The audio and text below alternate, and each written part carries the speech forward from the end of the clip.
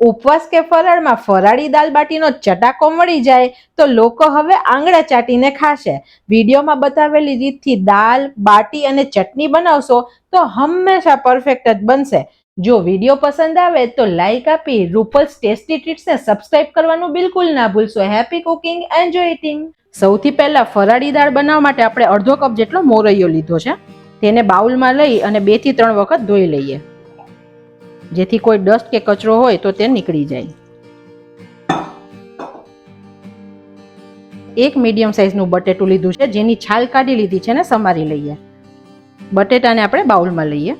એક મીડિયમ સાઇઝનું ટમેટું ધોઈને લીધું છે, તેનો આંખનો ભાગ કાઢી લઈએ અને તેની છાલ પણ ઉતારી દઈએ, જેથી ખાતી વખતે તે મોઢામાં ના આવે. ફ્રેન્ડ્સ, ટમેટું જ્યારે છાલ ઉતારીને નાખીએ ને ત્યારે તે ચડી પણ સરસ જાય અને ખાવામાં પણ એકદમ સારું લાગે.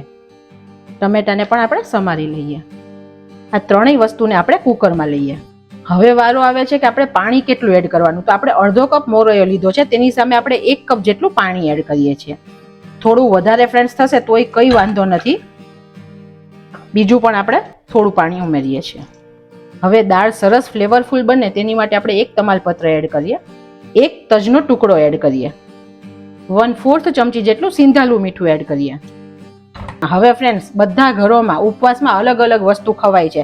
ઘણામાં હળદર ખવાય છે, ઘણા લોકો હળદર નથી ખાતા, લીલું મરચું ખાય છે, લાલ મરચું નથી ખાતા. તો તમારા ઘરે જે પણ વસ્તુ ના ખવાતી હોય તે સ્કીપ કરીને તમે રેસીપી બનાવી શકો છો.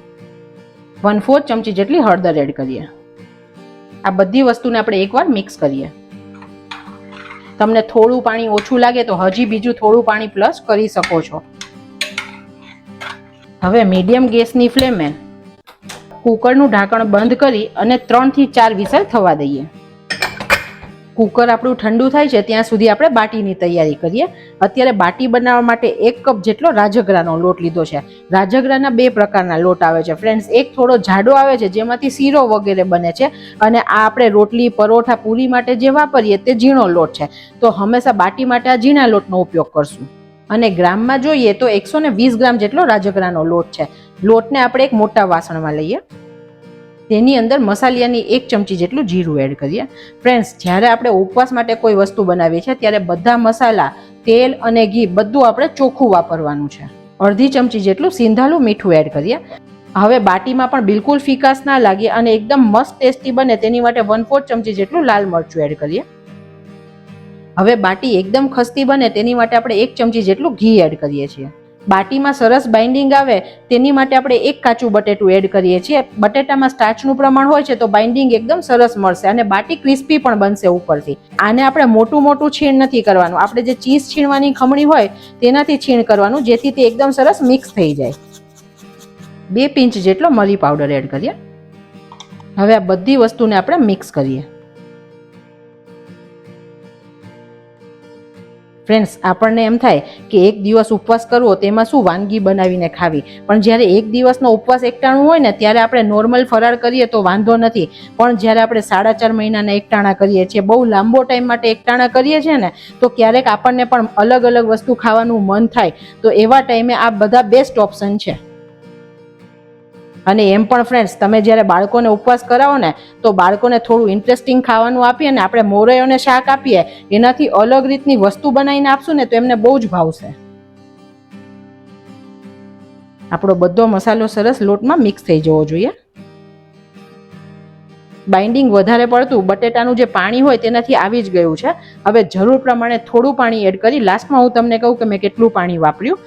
હાથમાં આવી રીતે થોડું થોડું પાણી લેવાનું. આ લોટ આપણે પરોઠાથી થોડો કઠણ રાખવાનો છે. એકદમ ઢીલો લોટ ના થઈ જાય તેનું ધ્યાન રાખવાનું, નહીં તો બાટી અંદરથી ચીકણી બનશે ને સરખી ચડશે નહીં. ફ્રેન્ડ્સ, લોટ બાંધવામાં પૂરું ધ્યાન રાખવાનું છે. આપણે લોટને બાઇન્ડિંગ જ આપવાનું છે, લોટ પૂરો બાંધી નથી દેવાનો.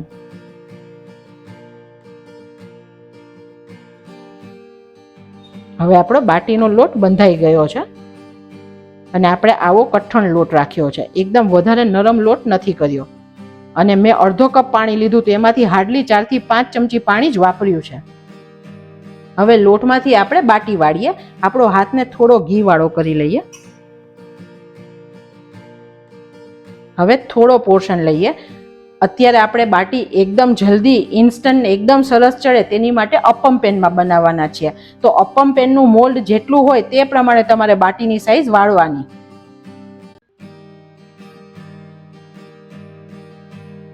લોટનો ભાગ આટલો લઈ બંને હાથેથી આવી રીતે પહેલા વાળીએ, પછી બાટીને આમ થોડી હોલો કરીએ. થોડી ખાડો અંદરથી કરવાનો જેથી બાટી અંદરથી સરસ ચડશે, અને પછી તેને આમ ભેગું કરી દેવાનું, અને પછી ફરીથી દબાવી અને એકદમ સરસ સ્મૂધ બોલ બનાવવાનો. આવું કરવાથી ફ્રેન્ડ્સ અંદરથી બાટી થોડી પોલી રહેશે અને સરસ ચડશે. જો તમે ડાયરેક્ટ બોલ વાળી દેશો ને તો અંદરથી બહુ વધારે કડક બની જશે. તમે જુઓ આપણે ક્રેક વગરનો સરસ બોલ વાળ્યો છે. આવી રીતે પ્લસની સાઇન બનાવવાની છે. આપણે આખું નથી કરવાનું, પણ આવી રીતે થોડું દબાવી અને ઊભી લાઈન અને આડી લાઈન આપવાની છે. આવું કરવાથી બાટીનો લુક પણ સરસ આવશે. આવી રીતે બધી બાટી આપણે તૈયાર કરીએ. ગેસની ફ્લેમ આપણે એકદમ સ્લો રાખી છે. બાટી આપણે ઘીથી શેકીએ છીએ, તો મોલ્ડમાં આપણે થોડું થોડું ઘી એડ કરીએ. એમ પણ ફ્રેન્ડ્સ દાલ બાટી છે તે ઘી વગર તો અધૂરી જ છે. બાટીમાં પ્લસની સાઇન છે તે નીચે આવે તે રીતે આપણે બાટીને ગોઠવીએ. તમે જુઓ આપણે મોલ્ડ પ્રમાણે એક્ઝેક્ટ બાટી બનાવી છે. આપણે જે માપથી લોટ લીધો તેનાથી 7 બાટી બનીને રેડી થઈ છે. ગેસની ફ્લેમ એકદમ સ્લો રાખવાની છે, નહીં તો બાટી અંદરથી કાચી રહેશે ફ્રેન્ડ્સ. અને ઉપરથી પણ એક ટીપા જેટલું ઘી આપણે એડ કરી દઈએ. બાટીને ઢાંકી અને 2 મિનિટ થવા દઈએ. આપણે હવે બાટીને થોડી પલટાવીએ જેથી બધી સાઈડથી સરસ ચડે. આપણે તેને પલટાવતા પલટાવતા શેકશું. અત્યારે મેં બધી બાટી એક સાઈડ ઉપર રાખી છે.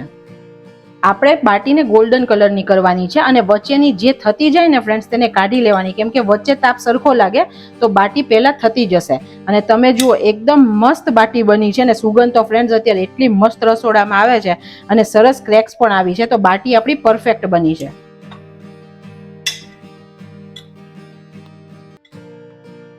આપણે બાઉલમાં ઘી લઈએ. હવે આપણી બાટી ગરમ છે ત્યાં જ આપણે ઘીમાં તેને ડીપ કરીએ. વાહ ફ્રેન્ડ્સ, જેથી બધું બાટી સરસ ઘી પી શકે અને એકદમ સરસ ટેસ્ટમાં બને. હવે દાલ બાટીનો મેઇન સ્વાદ જેનાથી આવશે તે ચટણી બનાવીએ. તો 1 તીખું લીલું મરચું અને 2 ટુકડા આદુ લીધું છે. 2 પિંચ જેટલું સિંધાલું મીઠું એડ કરીએ. 4 થી 5 નંગ કાળા મરી લઈએ અને 1 ચમચી કાશ્મીરી લાલ મરચું એડ કરીએ. આને આપણે ક્રશ કરીએ. ચટણીને આપણે કાઢી લઈએ. આ ચટણીને આપણે ઢીલી કરીએ. 3 થી 4 ચમચી જેટલું પાણી એડ કરીએ.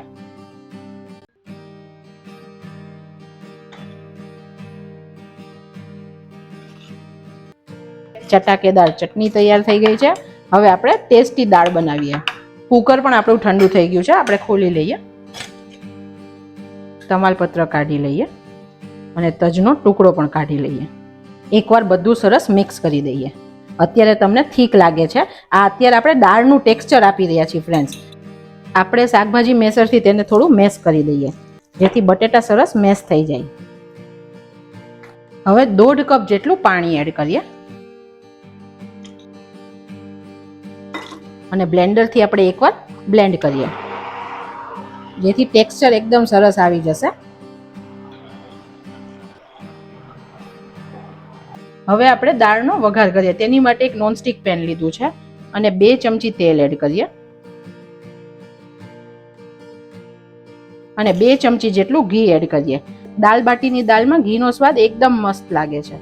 ગેસની ફ્લેમ એકદમ સ્લો રાખી છે. 3/4 ચમચી જેટલું જીરું એડ કરીએ. જીરું થોડું થાય પછી 5-6 લીમડાના પાન એડ કરીએ.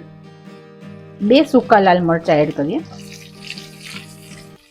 જ્યારે આપણે ફરાળ બનાવીએ છીએ ત્યારે આપણે હિંગનો ઉપયોગ નથી કરતા. હવે જે બનાવેલી ચટણી હતી તેમાંથી અડધી ચમચી જેટલી ચટણી એડ કરીએ અને 3/4 ચમચી જેટલું લાલ મરચું એડ કરીએ. ગેસની ફ્લેમ એકદમ સ્લો રાખી અને 2 ચમચી પાણી એડ કરીએ જેથી મસાલા બળી ના જાય. ગેસની ફ્લેમ એકદમ સ્લો છે અને મસાલાને થોડા કૂક કરીએ. આપણે દાળ બાફવામાં મીઠું લીધું છે તો અત્યારે અડધી ચમચી જેટલું મીઠું એડ કરીએ છીએ. પાછળથી ટેસ્ટ કરીને આપણે પ્લસ કરી શકીશું. હવે આપણા સરસ મસાલા સતળાઈ ગયા છે અને તેલ ને ઘી પણ સરસ છૂટું પડી ગયું છે. આપણે તેની અંદર દાળ એડ કરીએ.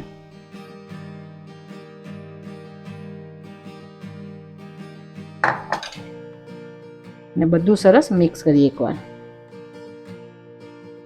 હવે આપણે દાળને 5-7 મિનિટ માટે ઉકાળવાની છે. તો કન્સિસ્ટન્સી અત્યારે ઠીક છે. અત્યારે હું પહેલા અડધો ગ્લાસ જેટલું પાણી એડ કરું છું. પછી આપણે જોઈએ. આમાં બટેટું છે એટલે ફ્રેન્ડ્સ જો દાળ થોડી વાર પડી રહેશે ને તો ફરીથી પાછી ઠીક થશે. તો આપણે કન્સિસ્ટન્સી જો તરત જમવું છે તો થોડી પતલી રાખવાની. હજુ પણ થોડું ઠીક છે તો આપણે બીજું અડધો ગ્લાસ જેટલું પાણી એડ કરીએ. ટોટલ મેં 1 ગ્લાસ જેટલું પાણી એડ કર્યું છે. ફ્રેન્ડ્સ એકદમ રૂટીનની જે દાલ બાટીમાં મગની મોગર દાળથી બનાવી હોય ને તેવું જ ટેક્સચર આવ્યું છે. આપણે ફરાળી વાનગીમાં ગરમ મસાલો નથી વાપરતા ફ્રેન્ડ્સ, તો તેને સરસ ફ્લેવર દેવા માટે આપણે તજ અને તમાલપત્રને બાફતી વખતે એડ કર્યા અને અત્યારે 3 લવિંગનો ભૂકો કર્યો છે, જેનાથી ફ્લેવર એકદમ મસ્ત આવશે. આપણી દાળ સરસ ઉકળી ગઈ છે અને એકદમ મસ્ત સુગંધ આવે છે અને તેનું ટેક્સચર પણ અત્યારે એકદમ પરફેક્ટ થઈ ગયું છે. કેમ કે ફ્રેન્ડ્સ બાટી હોય તેમાં દાળ શોષશે, તો થોડી કન્સિસ્ટન્સી એમ પણ આપણે પતલી રાખીશું.